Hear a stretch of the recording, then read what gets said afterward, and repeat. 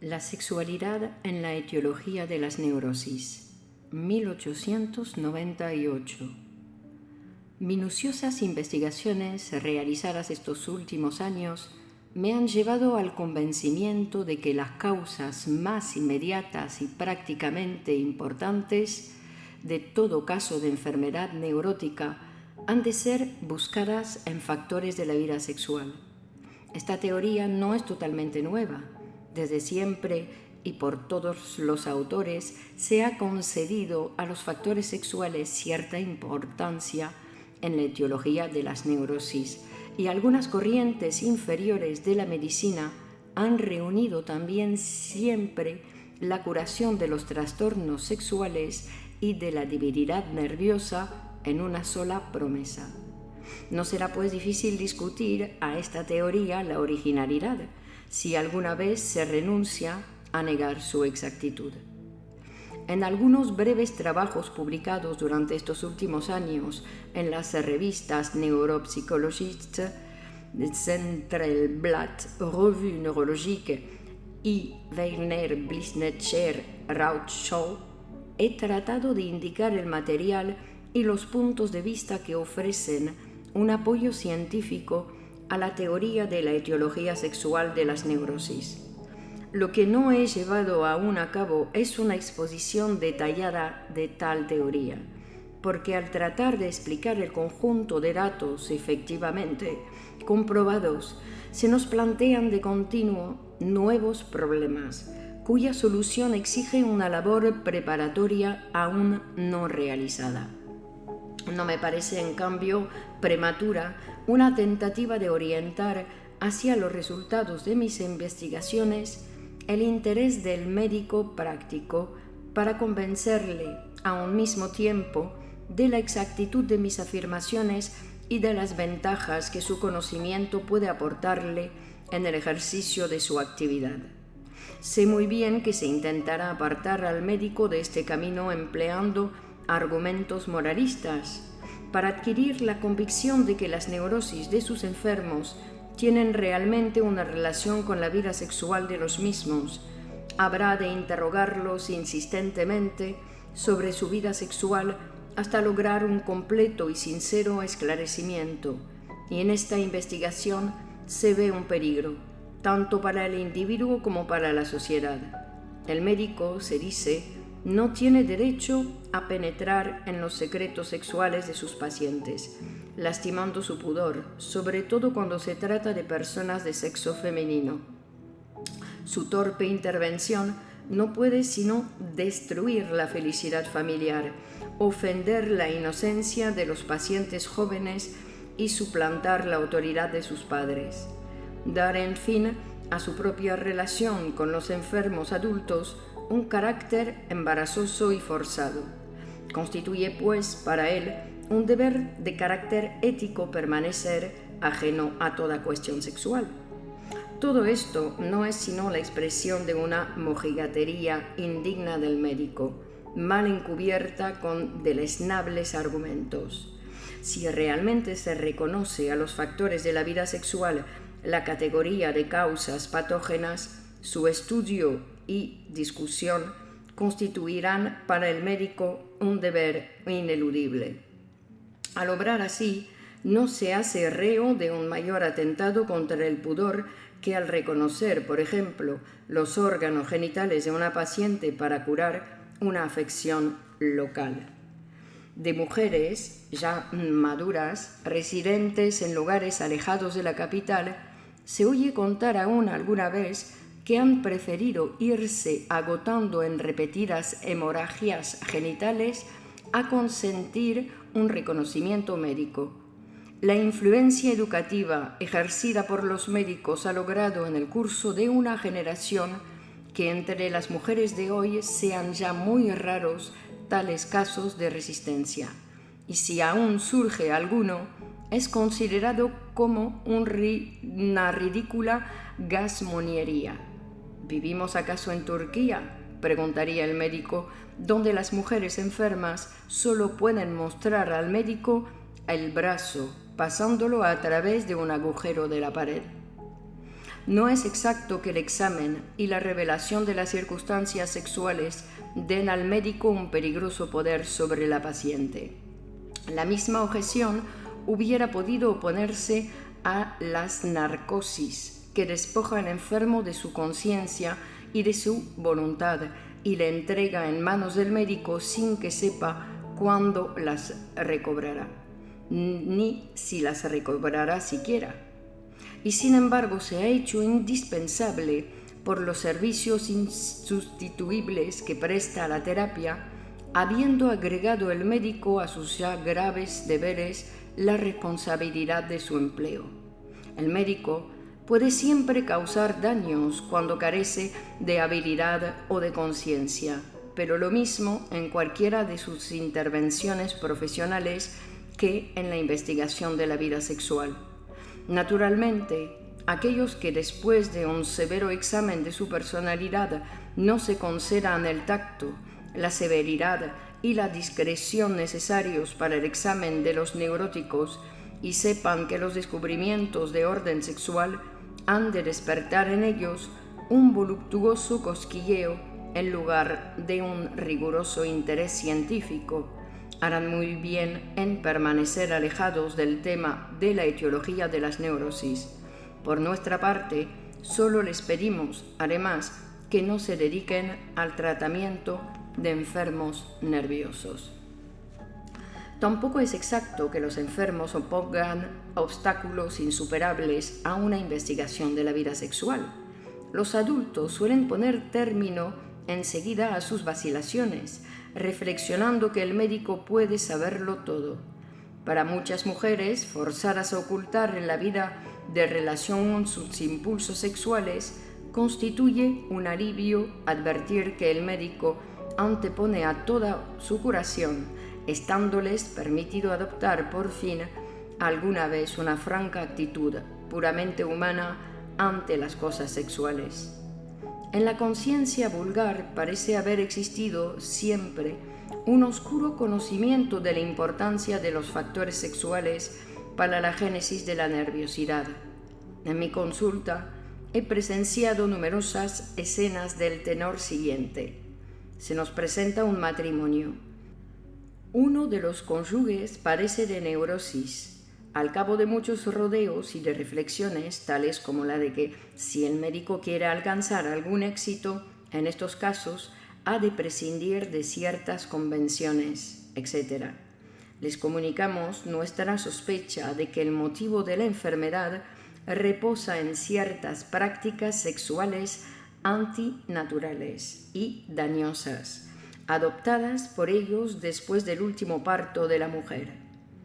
Ante estas palabras, uno de los cónyuges se dirige al otro y le dice: ¿Lo ves? Ya te dije que eso me haría enfermar. Y el interpelado responde: también yo lo pensaba, pero ¿qué vamos a hacer? En otras distintas circunstancias, por ejemplo, cuando se trata de muchachas jóvenes a las que se educa generalmente en un encubrimiento sistemático de su vida sexual, ha de contentarse el médico con una menor sinceridad. Cuidará entonces de no afrontar la cuestión sexual sin una minuciosa preparación, de manera que no haya de demandar de la enferma esclarecimiento alguno previo, sino tan solo la confirmación de sus hipótesis.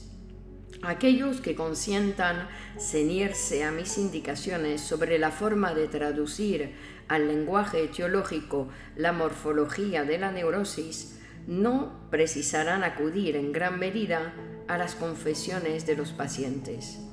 Con la descripción de sus síntomas patológicos, revelada siempre de buen grado, les informarán los enfermos, por lo general, los factores sexuales que detrás de tales síntomas se esconden. Sería muy ventajoso que los enfermos se dieran mejor cuenta de la seguridad con la que el médico puede ya interpretar los trastornos nerviosos que los aquejan y deducir su etiología sexual. Ello los llevaría a prescindir de toda ocultación desde el momento en que se decidieron a pedir el auxilio de la ciencia. A todos interesa que también en las cuestiones sexuales se llegue a observar entre los hombres como un deber, una mayor sinceridad. Con ello ganaría mucho la moral sexual. Actualmente, todos, enfermos y sanos, nos hacemos reos de hipocresía en este orden de cosas. La general sinceridad habría de traer consigo una mayor tolerancia, a todos conveniente. Algunos de los problemas debatidos por los neurólogos no han logrado atraer aún el interés de los médicos. Así, la estricta diferenciación de la histeria y la neurastenia, la distinción de una histeroneurastenia, la adscripción de las representaciones obsesivas a la neurastenia o su reconocimiento como una neurosis especial, etcétera, etcétera. En realidad, tales diferenciaciones pueden serles indiferentes en tanto no enlacen a ellas un reconocimiento más profundo de la enfermedad y una norma terapéutica y se limiten a aconsejar al paciente en todos los casos una cura hidroterápica o a decirle que su dolencia es puramente imaginaria. No así, en cambio, si aceptan nuestros puntos de vista sobre las relaciones causales de la sexualidad con la neurosis.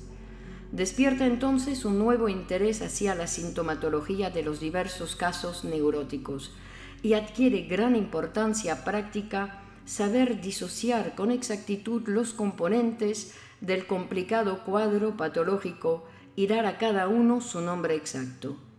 Resulta en efecto fácil traducir en etiología la morfología de las neurosis y de este conocimiento etiológico se derivan por sí mismas nuevas indicaciones terapéuticas. El examen minucioso de los síntomas nos permite siempre establecer un importante diagnóstico diferencial, mostrándonos si el caso de que se trate presenta los caracteres de la neurastenia o los de una psiconeurosis, histeria, representaciones obsesivas. Surgen también con extraordinaria frecuencia casos mixtos, en los cuales los signos de la neurastenia aparecen unidos a los de una psiconeurosis, pero de ellos trataremos más adelante. El examen del enfermo solo en las neurastenias nos descubre ya los factores etiológicos sexuales, que en estos casos son conocidos por el paciente y pertenecen a la actualidad, o mejor dicho, al periodo que se extiende a partir de la época de la madurez sexual, aunque de todos modos no puede aplicarse a todos los casos esta limitación. En la psiconeurosis, tal examen nos proporciona escaso rendimiento. Solo nos facilita, eventualmente, el conocimiento de factores a los que hemos de reconocer la categoría de motivos patógenos ocasionales y que pueden tener o no una relación con la vida sexual del sujeto. En el primer caso, resultan iguales a los factores etiológicos de la neurastenia, no presentando, por tanto, un carácter específico en lo que se refiere a la causación de la neurosis. Y sin embargo, también la etiología de la psiconeurosis reposa siempre nuevamente en la sexualidad, dando un singular rodeo del que más tarde hablaremos. Logramos llegar al conocimiento de esta etiología y a comprender que el enfermo no supiera decirnos nada de ella. Los sucesos y las influencias en el fondo de toda psiconeurosis no pertenecen a la actualidad, sino a una época muy pretérita de la vida del sujeto, a su primera infancia, habiendo sido olvidados luego, aunque solo en cierto sentido, por el enfermo. Todos los casos de neurosis poseen pues una etiología sexual, pero tal etiología se halla constituida por sucesos actuales en las neurastenias e infantiles en la psiconeurosis, siendo esta la primera antítesis importante en la etiología de las neurosis. Una segunda antítesis se deriva de la diferencia que presenta el cuadro sintomático de la neurastenia. En esta enfermedad hallamos, por un lado, casos que presentan en primer término ciertos trastornos característicos de la neurastenia: pesadez de cabeza, fatiga, dispepsia, estreñimiento, irritación espinal, etc. existiendo en cambio otros en los que el cuadro sintomático aparece formado por síndromes distintos, relacionados todos con la angustia, como perturbación central, sobresalto, inquietud, temores, ataque de angustia, rudimentarios y suplementarios, vértigo, locomotor, agorafobia, insomnios, hiperestesia, etc.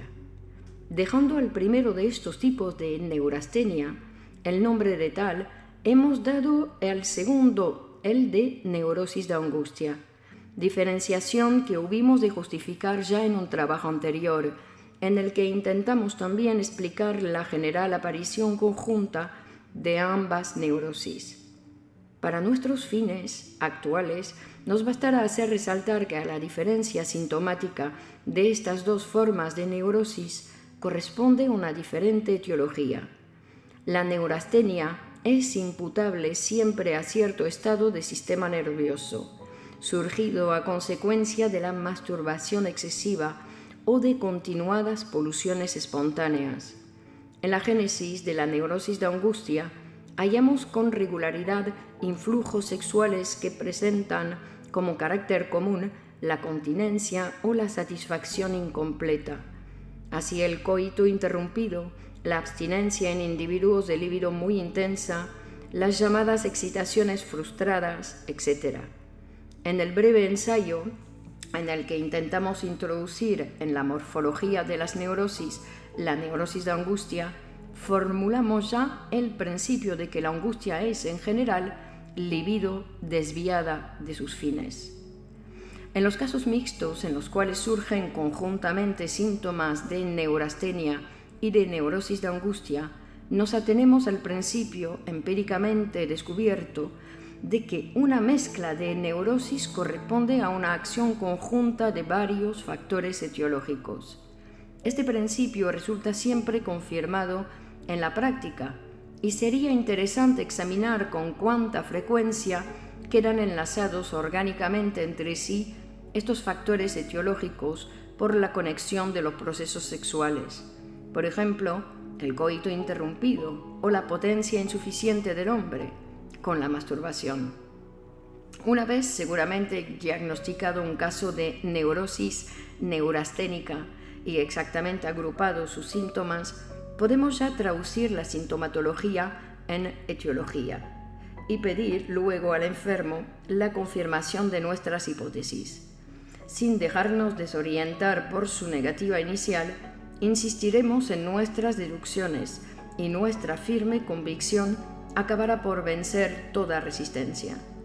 En esta labor aprendemos lo suficiente como para componer un tratado altamente instructivo sobre la vida sexual del hombre, imponiéndosenos cada vez más la necesidad de libertar a la ciencia sexual de la interdicción que sobre ella pesa, teniendo en cuenta que las pequeñas desviaciones de la normalidad sexual son demasiado frecuentes para conceder un valor a su descubrimiento. Solo aceptaremos del enfermo neurótico como explicación de su dolencia una grave y duradera anormalidad de su vida sexual, sin que esta insistencia nuestra en la rebusca de una etiología sexual pueda nunca decidir a un enfermo psíquicamente normal a atribuirse, como alguna vez se ha sospechado, pecados sexuales imaginarios. Siguiendo con nuestro paciente este procedimiento, adquirimos además la convicción de que la teoría de la etiología sexual de la neurastenia carece de excepciones. Esta convicción ha llegado a ser en mí tan absoluta que el resultado negativo del examen toma a mis ojos un valor diagnóstico, haciéndome suponer que tales casos no pueden ser de neurastenia.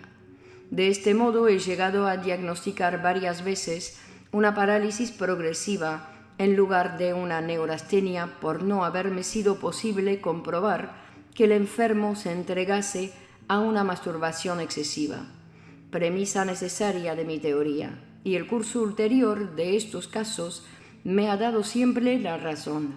El otro enfermo, que sin presentar claras modificaciones orgánicas se quejaba de dolores de cabeza y dispepsia, y oponía a mis sospechas sexuales una firme y constante negativa de cuya sinceridad no podía dudarse, se me ocurrió diagnosticar una superación latente en una de las cavidades nasales y un rinólogo confirmó totalmente este diagnóstico, deducido del examen sexual negativo, curando totalmente al enfermo por medio de una operación en la que hubo de provocar la salida de una gran cantidad de pus fétido contenido en la cavidad de Highmore.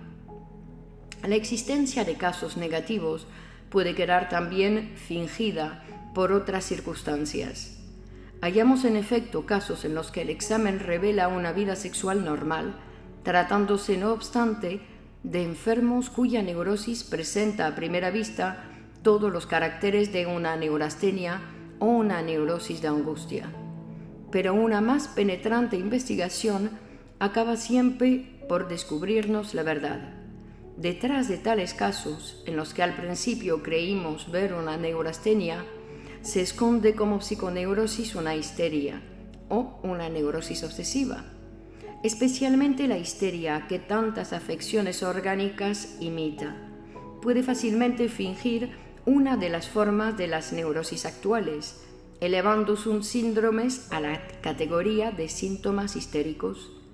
Tales histerias de forma neurasténicas no son nada raras. Sin embargo, no debe creerse que el arbitrio de acogerse a la psiconeurosis en los casos de neurastenia con examen sexual negativo no se haya exento de dificultad. Para establecer el nuevo diagnóstico hemos de recurrir al único método que puede llevarnos sin error al descubrimiento de una histeria, esto es, el psicoanálisis del que más adelante hablaremos. Aunque aquellos que se hallen dispuestos a tener en cuenta en sus enfermos neurasténicos la etiología sexual, se inclinarán quizás a juzgarnos unilaterales al ver que no invitamos al médico a atender también a los demás factores citados por los tratadistas como causas de la neurastenia. Así pues, hemos de hacer constar que está muy lejos de nuestro ánimo sustituir totalmente dichos factores por la etiología sexual y negarles de este modo toda influencia. Nos limitamos a afirmar que a todos los factores etiológicos reconocidos por los tratadistas en la génesis de la neurastenia deben agregarse los sexuales, desatendidos hasta hoy. Ahora bien, estos factores sexuales ocupan a nuestro juicio en la serie etiológica una situación preeminente por ser los únicos que se presentan en todo caso de neurastenia, sin excepción alguna, y los únicos capaces de producir la neurosis por sí solos, quedando así rebajados los demás factores a la categoría de una etiología auxiliar y suplementaria.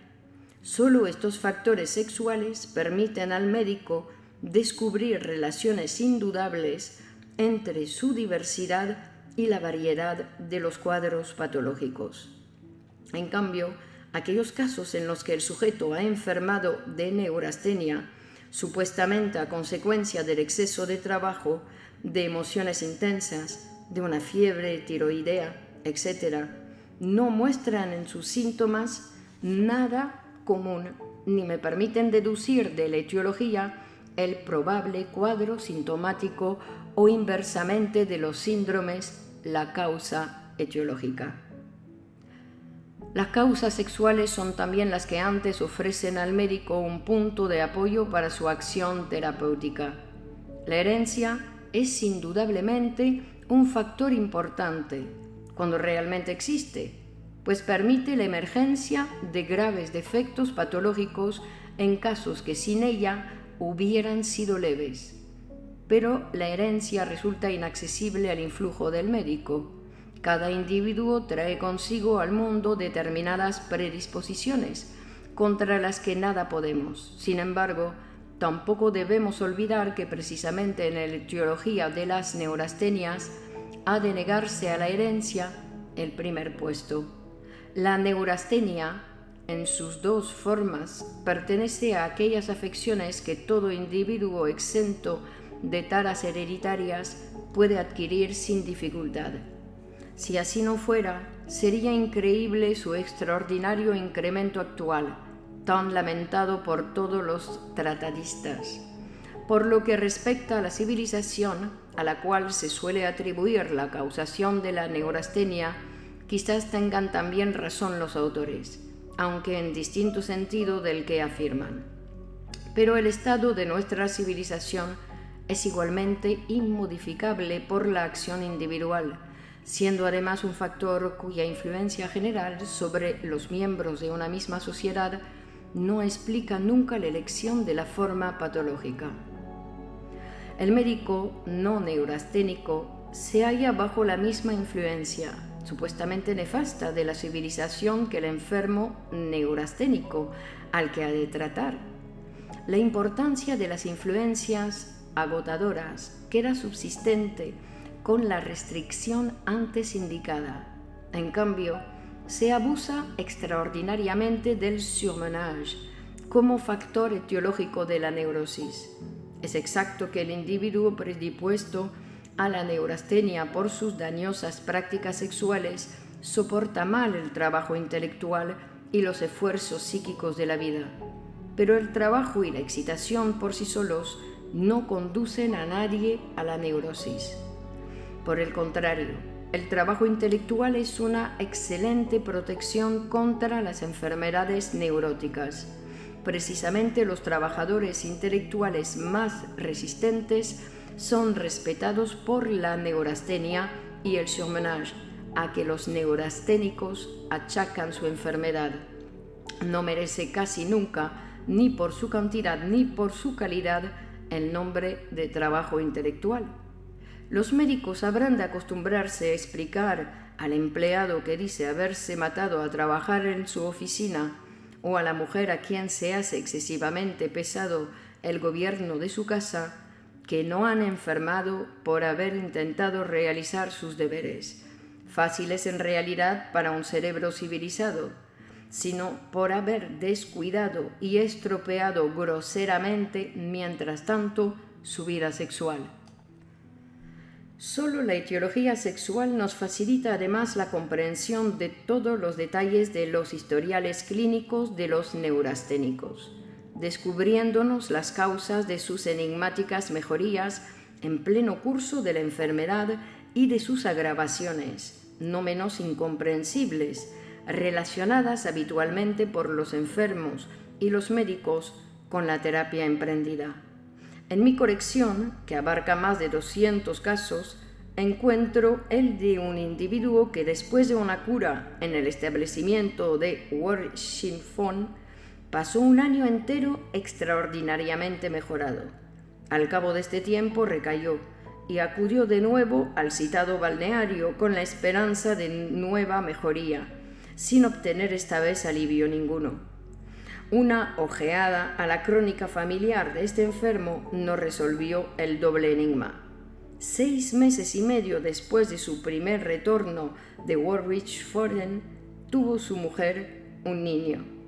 Resulta pues que al separarse de su mujer para emprender la cura, se encontraba aquella al principio de un embarazo aún ignorado, y a su retorno pudo el sujeto practicar con ella un comercio sexual normal. Pero cuando después del parto volvió a realizar el coito interrumpido, surgió de nuevo la neurosis y la nueva cura no dio resultado alguno, toda vez que al volver a su casa hubo de continuar la práctica patógena. Otro caso análogo en el que también se hizo posible aclarar un inesperado efecto de la terapia resultó aún más instructivo por presentar una enigmática transformación de los síntomas de la neurosis. Un joven nervioso había sido enviado por su médico a un establecimiento hidroterápico, excelentemente dirigido en busca de alivio de una neurastenia típica. El estado del enfermo comenzó enseguida a mejorar visiblemente, haciendo esperar que nuestro sujeto abandonaría el balneario convertido en partidario entusiasta de la hidroterapia. Pero en la sexta semana sobrevino un cambio. El enfermo no toleraba ya el agua, se hallaba cada vez más nervioso y al cabo de 2 semanas más abandonó el establecimiento. Cuando luego acudió a mí quejándose de tal engaño de la terapia, hice que me enterase de los síntomas que le habían atacado en medio de la cura, comprobando en ellos un cambio singular. Al llegar al balneario sufría pesadez de cabeza, dispepsia y cansancio. Y los síntomas que interrumpieron la cura habían sido excitación, ataques de opresión, vértigos al andar e insomnios. Pude entonces decirle lo siguiente: ¿es usted injusto con la hidroterapia? Como usted sabe muy bien, su enfermedad se debe a una continuada masturbación. En el balneario ha cesado usted de practicar este género de satisfacción sexual y ha obtenido con ello una rápida mejoría. Pero cuando ya empezaba a sentirse bien, ha cometido usted la imprudencia de entablar, quizás con una señora del mismo balneario, unas relaciones que solo podían conducir a excitaciones sexuales sin satisfacción ulterior. Tales relaciones, y no una repentina intolerancia de la hidroterapia, le han hecho recaer en su enfermedad. De su actual estado, deduzco además que todavía continúa usted viendo aquí, en la capital, a dicha señora. El enfermo confirmó punto por punto mis palabras. La terapia actual de la neurastenia, tal y como es practicada en los mejores balnearios, tiende a conseguir el alivio de los estados nerviosos, tonificando y tranquilizando al paciente. A mi juicio, solo puede reprochársele el desatender las condiciones sexuales del caso. Mi experiencia me inclina a desear que los médicos directores de tales establecimientos se den clara cuenta de que sus enfermos no son víctimas de la civilización o de la herencia, sino, sit venia verbo, inválidos de la sexualidad. De este modo se explicarían mejor tanto sus éxitos como sus fracasos y tenderán además a alcanzar nuevos resultados positivos encomendados hoy al azar o a la conducta espontánea del enfermo. Cuando se saca de su casa a una mujer aquejada de angustia y neurastenia y se le envía a un balneario en el cual, libre de todo cuidado, se la somete a un régimen de baños, ejercicios gimnásticos y alimentación adecuada, se tenderá a ver en la brillante mejoría, conseguida en algunas semanas o meses, un resultado del reposo gozado por la enferma y de la tonificación, obra de la hidroterapia. Puede ser, pero pensando así se olvida que al alejar a la paciente de su casa se ha producido también una interrupción del coito conyugal y que esta exclusión de la causa patógena es la que hace posible conseguir una mejoría con el auxilio de una terapia adecuada. El olvido de este punto de vista etiológico queda luego vengado por la efímera duración de la mejoría obtenida. Al poco tiempo de reanudar la paciente su vida habitual, vuelven a surgir los síntomas patógenos, obligándola periódicamente a pasar una temporada en tales establecimientos o a orientar hacia otros medios sus esperanzas de curación. Resulta, pues, indudable que en los casos de neurastenia, la acción terapéutica debe atacar directamente las circunstancias en que el paciente vive y no aquellas a las que es transferido en el balneario. En otros casos, nuestra teoría etiológica puede dar al médico de balneario la clave de los fracasos sufridos por la hidroterapia y proporcionarle el medio de evitarlos. La masturbación es en las muchachas púberes y en los hombres maduros mucho más frecuente de lo que se cree y resulta dañosa, no solo por dar origen a síntomas neurasténicos, sino por mantener a los enfermos bajo el peso de un secreto vergonzoso. El médico, no acostumbrado a traducir en masturbación la neurastenia, atribuye el estado patológico a la anemia, a una alimentación insuficiente o al surmenage y encomienda la curación del enfermo a una terapia adecuada a tales causas. Mas, para su sorpresa, alternan en el paciente periodos de mejoría con otros de profundo ensombrecimiento e intensificación de todos los síntomas. El resultado de tal tratamiento es siempre dudoso. Si el médico supiera que el enfermo lucha todo el tiempo con su hábito sexual, cayendo en una lúgubre desesperación cuando se ha visto obligado a ceder a él una vez más, y si poseyera el medio de arrancarle su secreto, disminuiría su gravedad a los ojos del paciente, y al apoyarle en su lucha contra la costumbre patógena, el éxito terapéutico quedaría asegurado. La deshabituación del onanismo es una de las nuevas labores que el reconocimiento de la etiología sexual plantea al médico, y solo puede llevarse a cabo, como todas las demás curas de este género, en un establecimiento médico y bajo la continua vigilancia del terapeuta. Abandonado a sí mismo, el masturbador recurre a la cómoda satisfacción habitual siempre que experimenta alguna contrariedad. El tratamiento médico no puede proponerse aquí otro fin que conducir de nuevo al neurasténico, tonificando por una adecuada terapia auxiliar a la actividad sexual normal, pues la necesidad sexual, despertada una vez y satisfecha durante un largo periodo, no se deja ya acallar, y sí únicamente derivar por otro camino. Esta observación puede aplicarse también a las demás curas de abstinencia, cuyos resultados positivos seguirán siendo aparentes y efímeros mientras el médico se limite a quitar al enfermo el medio narcótico, sin preocuparse de la fuente de la que surge la necesidad imperativa del mismo. El hábito no es sino una mera locución sin valor aclaratorio alguno. No todos los individuos que han tenido ocasión de tomar durante algún tiempo morfina, cocaína, etc., contraen la toxicomanía correspondiente. Una minuciosa investigación nos revela generalmente que estos narcóticos se hallan destinados a compensar, directa o indirectamente, la falta de goces sexuales, y en aquellos casos en los que no es ya posible restablecer una vida sexual normal, puede esperarse con seguridad una recaída. La etiología de la neurosis de angustia plantea al médico otra nueva labor, consistente en mover al enfermo a abandonar todas las formas perjudiciales del comercio sexual y a iniciar relaciones sexuales normales. Este deber incumbe, naturalmente, al médico de cabecera, el cual hará graves perjuicios a sus clientes si se considera demasiado distinguido para ocuparse de tales asuntos.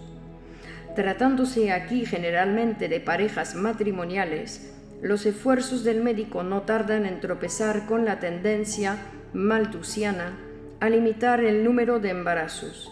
Es indudable que en nuestra clase media van adquiriendo estas tendencias cada vez mayor difusión. He encontrado matrimonios que comenzaron a ponerlas en práctica después del nacimiento de su primer hijo, y otros que las observaron ya la noche de bodas. El problema del malthusianismo es muy amplio y harto complicado para que podamos discutirlo aquí con el detenimiento que requería la terapia de las neurosis. Habremos pues de limitarnos a indicar cuál es la mejor actividad que pueden adoptar ante él aquellos médicos que reconozcan la etiología sexual de la neurosis. Lo más equivocado sería, desde luego, no tenerlo en cuenta, cualquiera que fuera la razón alegada. Lo que es necesario no puede estar por debajo de mi dignidad médica, e indudablemente es necesario auxiliar con el consejo médico a un matrimonio que se propone limitar el número de hijos, si no se quiere exponer a uno de los cónyuges o a ambos a la neurosis. Es indiscutible que las prevenciones malthusianas puedan llegar a ser alguna vez de absoluta necesidad en un matrimonio y teóricamente constituiría uno de los mayores triunfos de la humanidad y una de las más importantes liberaciones de la coerción natural a la que nuestra especie se haya sometida, conseguir elevar el acto de la concepción, que tanta responsabilidad entraña, a la categoría de acto voluntario e intencionado, desligándolo de su amalgama con la precisa satisfacción de una necesidad natural. El médico prudente tomará pues a su cargo decidir en qué circunstancias está justificado el empleo de medios preventivos de la concepción y habrá de explicar cuáles de estos medios son perjudiciales y cuáles inofensivos. Perjudicial es todo lo que se oponga al logro de la satisfacción sexual. Mas, por ahora, no poseemos medio alguno preventivo de la concepción que satisfaga todas las condiciones justificadamente exigidas, esto es, que siendo cómodo y seguro, no disminuya la sensación de placer del coito ni ofenda la sensibilidad de la mujer. Se plantea aquí a los médicos una labor práctica, cuya solución compensaría sus esfuerzos. Aquel que llenase esta laguna de nuestra técnica médica habría logrado conservar a infinitos seres humanos la salud y el goce de la vida, si bien iniciando al mismo tiempo una decisiva transformación de nuestras circunstancias sociales. No terminan aquí las sugestiones emanadas del reconocimiento de la etiología sexual de las neurosis. El resultado principal que se nos hace posible alcanzar en favor de los neurasténicos tiene un carácter profiláctico. Si la masturbación es la causa de la neurastenia en la juventud y adquiere luego también por la consiguiente disminución de la potencia una importancia etiológica con respecto a la neurosis de angustia, su evitación habrá de constituir una labor a la que deberá prestarse mayor atención que hasta hoy, teniendo en cuenta los perjuicios generales, más o menos visibles, causados por la neurastenia, cada vez más difundida, según los tratadistas.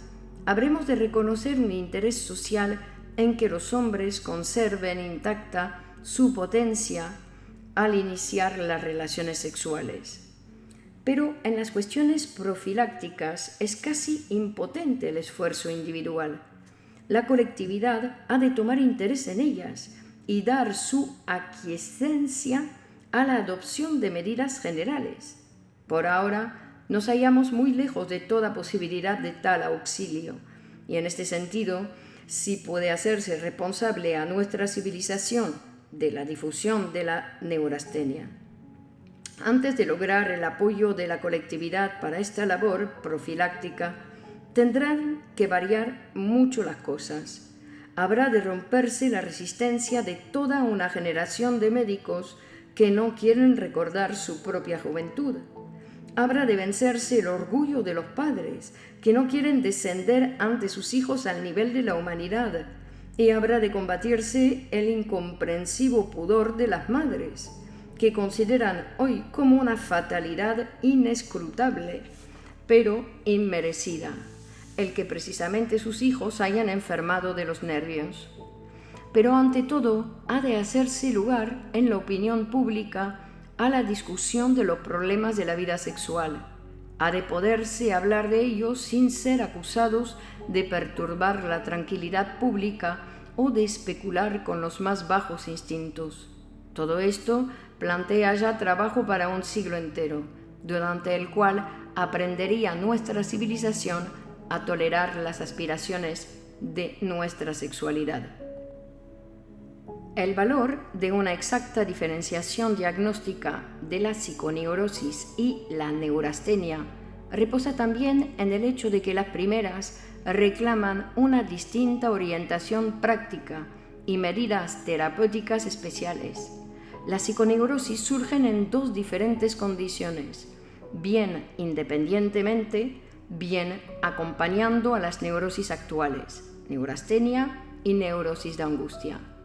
En este último caso nos hallamos ante un nuevo tipo muy frecuente de neurosis mixtas. La etiología de la neurosis se convierte en etiología auxiliar de la psiconeurosis, resultando un cuadro patológico en el que predomina quizá la neurosis de angustia, pero que contiene además rasgos de neurastenia propiamente dicha, histeria y neurosis obsesiva. Ante tal mezcla, no es conveniente renunciar a una separación de los distintos cuadros patológicos neuróticos, siendo fácil explicarse el caso en la forma siguiente. El desarrollo predominante de la neurosis de angustia demuestra que la enfermedad ha surgido bajo la influencia etiológica de un daño sexual actual. Ahora bien, el sujeto se hallaba además predispuesto a una o varias psiconeurosis por una etiología especial, y hubiera enfermado alguna vez de psiconeurosis, bien espontáneamente, bien al sobrevenir algún factor debilitante. Así pues, la etiología auxiliar que aún faltaba para la emergencia de la psiconeurosis ha sido agregada por la etiología actual de la neurosis de angustia. Para tales casos se ha impuesto justificadamente como práctica terapéutica la de prescindir de los componentes psiconeuróticos del cuadro patológico y tratar tan solo la neurosis actual. En muchos de ellos se consigue dominar también la neurosis adjunta, combatiendo adecuadamente la neurastenia. En cambio, aquellos otros casos de psiconeurosis que surgen espontáneamente o permanecen como restos independientes después del curso de una enfermedad mixta de neurastenia y psiconeurosis, han de ser enjuiciados de un modo muy distinto. Al hablar de una emergencia espontánea de una psiconeurosis, no quiero decir que en la investigación anamnésica correspondiente echemos de menos todo factor etiológico. Así puede en efecto suceder, pero puede también señalársele un factor indiferente. Por ejemplo, una emoción, la debilidad consiguiente a una enfermedad orgánica, etc. Pero ha de tenerse en cuenta, en todos los casos, que la verdadera etiología de la psiconeurosis no reside en estos meros agentes provocadores, siendo inaprensible por el procedimiento anamnésico habitual. A esta brecha, que se ha intentado cerrar con la hipótesis de una disposición neuropática especial, se debe que la terapia de tales estados patológicos no presentará hasta ahora grandes probabilidades de éxito.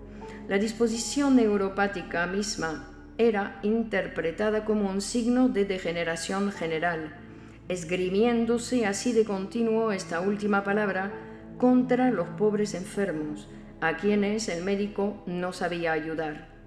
La disposición neuropática existe desde luego, pero hemos de negar terminantemente que baste para generar la psiconeurosis.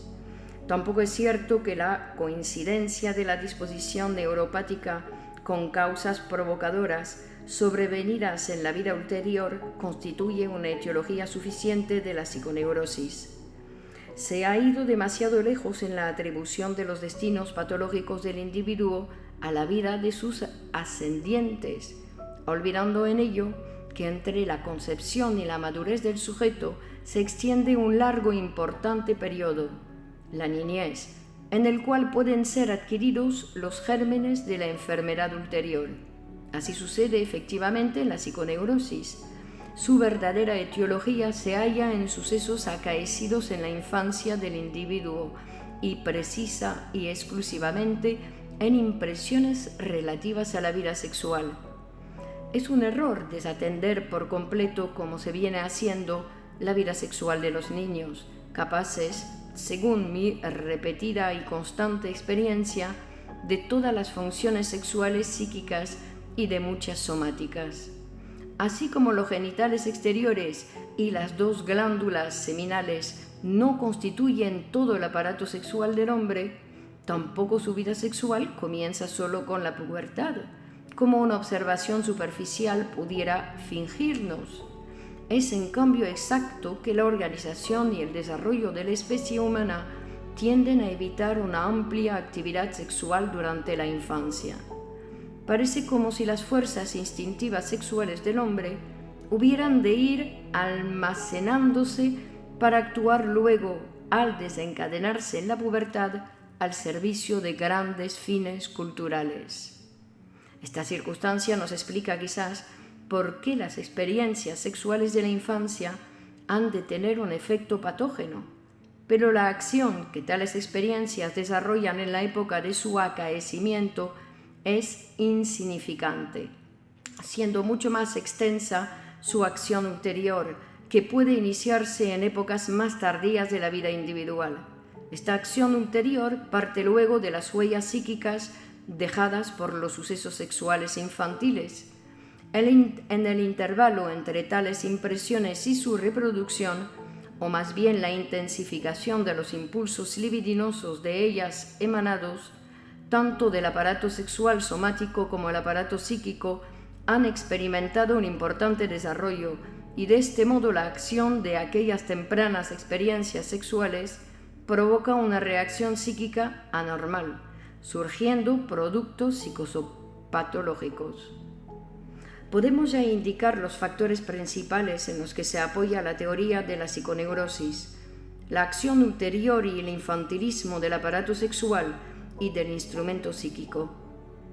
Para facilitar una verdadera comprensión del mecanismo de la génesis de la psiconeurosis, se haría precisa una más amplia exploración. Ante todo, sería inevitable presentar determinadas hipótesis que creo totalmente nuevas sobre la composición y el funcionamiento del aparato psíquico. En un libro que ahora preparo sobre la interpretación de los sueños, tendré ocasión de plantear tales fundamentos de una psicología de las neurosis. El sueño pertenece en efecto a aquella misma serie de productos psicopatológicos en la que incluimos las ideas histéricas fijas, las representaciones obsesivas y las ideas delirantes. Los fenómenos de la psiconeurosis, emanados de huellas psíquicas inconscientes, bajo el influjo de la acción ulterior de las impresiones sexuales infantiles, resultan a consecuencia de este mismo origen accesibles a la psicoterapia, si bien por caminos distintos del único hasta ahora conocido, o sea, la sugestión, con hipnosis o sin ella. Partiendo del procedimiento catártico iniciado por Breuer, hemos dado forma en los últimos años a un nuevo método terapéutico, el método psicoanalítico, al que debemos numerosos éxitos y cuya eficacia esperamos aumentar aún considerablemente. En la obra titulada Estudios sobre la histeria, publicada en colaboración con Breuer en 1895, incluimos ya una primera comunicación de la técnica y el alcance de este método. Pero desde entonces he introducido en él diversas modificaciones que lo han perfeccionado mucho. Por aquella época nos limitábamos a afirmar modestamente que solo podíamos tender a la supresión de los síntomas histéricos y no a la curación de la histeria misma. Hoy puedo ya asegurar que el método por mí establecido encierra la posibilidad de curar tanto la histeria como las representaciones obsesivas. Me he interesado, pues, vivamente leer en las publicaciones de mis colegas que el ingenioso método descubierto por Breuer y Freud había fracasado en tal o cual caso, o que no cumplía lo que parecía prometer.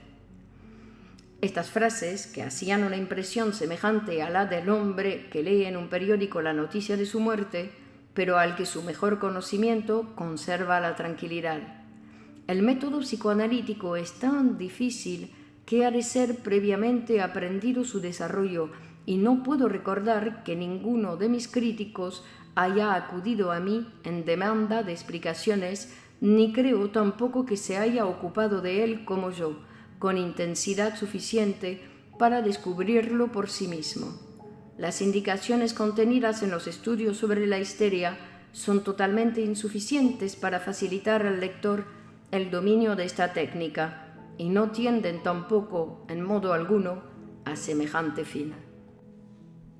La terapia psicoanalítica no es por ahora generalmente aplicable, presentando, que yo sepa, las siguientes limitaciones. Exige una determinada madurez intelectual en los enfermos, siendo por tanto inútil en los niños y en los adultos mentalmente débiles o incultos. Cuando se trata de personas de mucha edad, la duración del tratamiento, correlativa a la cantidad de material acumulado, resultaría excesiva, coincidiendo acaso su fin con el comienzo de un periodo de la vida en el que no se concede ya gran valor a la salud nerviosa.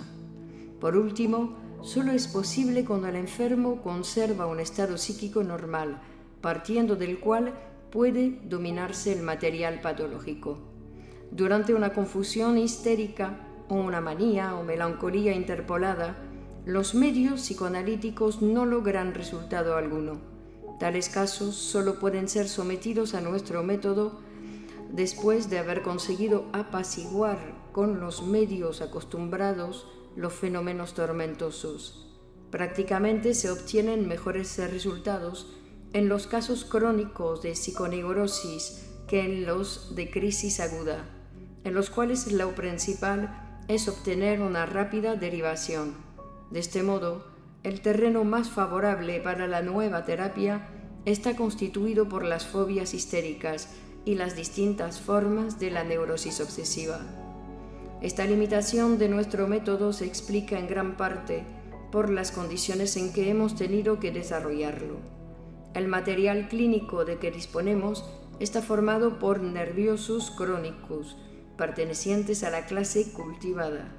Creo muy posible la constitución de procedimientos suplementarios para sujetos infantiles y para el público de los hospitales. He de indicar también que hasta ahora solo he probado mi terapia en graves casos de histeria y de neurosis obsesiva. No sé, por tanto, cuál sería su eficacia en aquellos casos leves que parecen curar al cabo de algunos meses de un tratamiento cualquiera.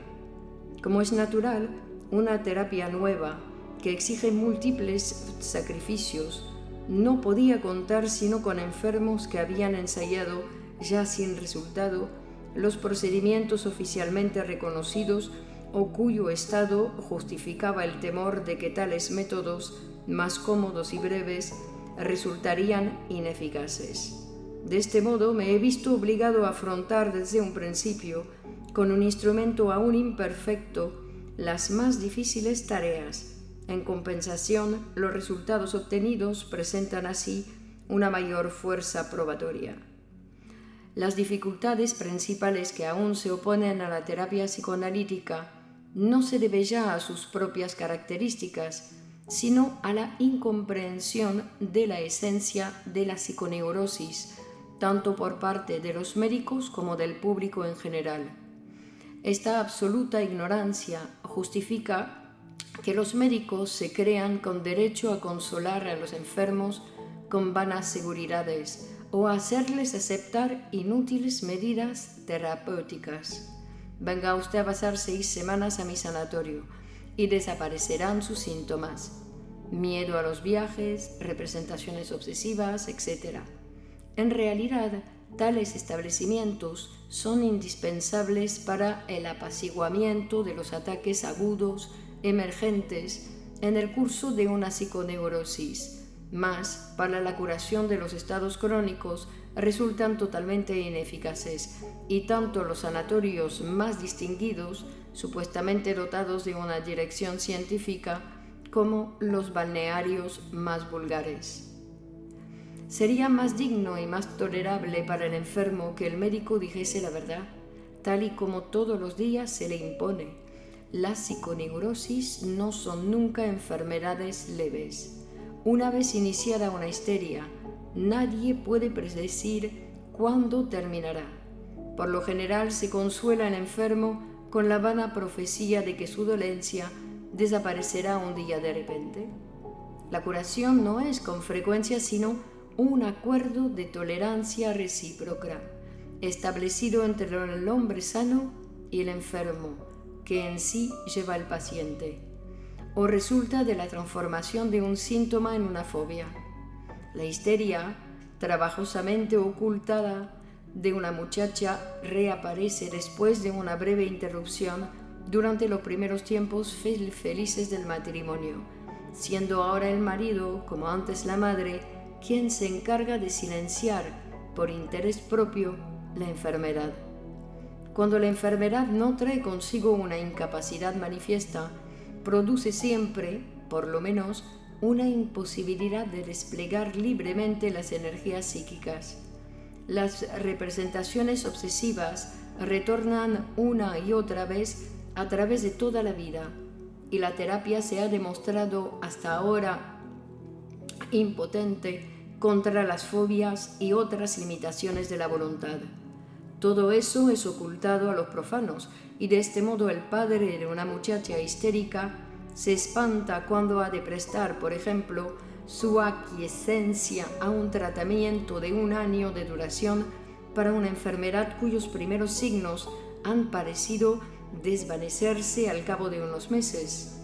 El profano se halla íntimamente convencido de la superfluidad de todas estas psiconeurosis y no soporta con paciencia el curso de la enfermedad ni se muestra dispuesto a los sacrificios exigidos por la terapia.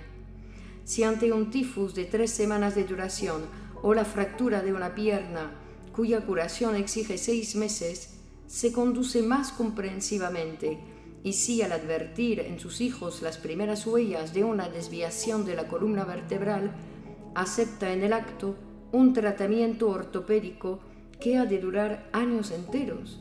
Esta diferente actitud se debe a una mejor comprensión de los médicos que transfieren honradamente su labor al profano.